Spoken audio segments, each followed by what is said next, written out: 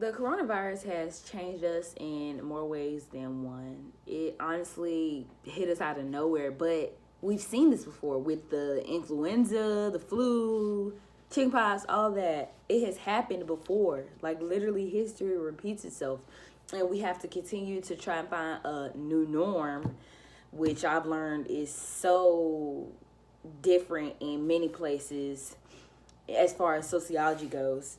But two main points that the coronavirus has changed in terms of sociology, just how the Industrial Revolution with all the railroads and the mechanics changed how the bakery used to be, your neighbor next door working there. It changed. Machines are now working there. So you don't know your neighbor anymore. The railroads allow people to travel way far and just get to notice other people and learn people outside their neighborhood. And the coronavirus, in contrast, just like the bakery no longer being your next door neighbor, coronavirus, you don't even want to go outside anymore, so you don't get to know your neighbors. And me being a new person where I live, I don't know anyone. I am stuck with the technology. And that's how the Industrial Revolution also equipped everyone with, railroads, technology, all that. And the coronavirus has literally kept us in. So we don't know our neighbors. We don't know people next door. We don't know the people down the street because we're so in our bubble.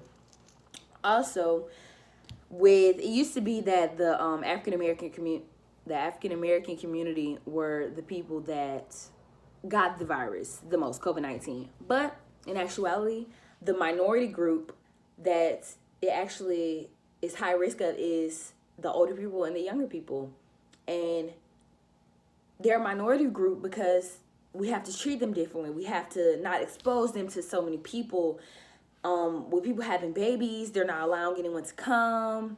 They have to strictly just be the mother and the baby. And even in the delivery room, you can't even have the father, honestly. It's just the mother delivering her baby and the doctor.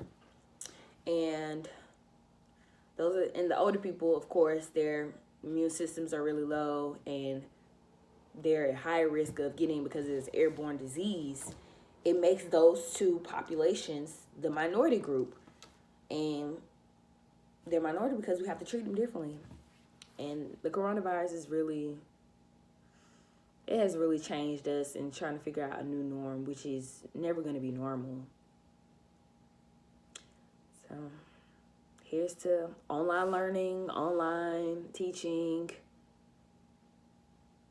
online. The coronavirus has definitely changed our society, and I don't know what the new norm is going to be or what norm is anymore.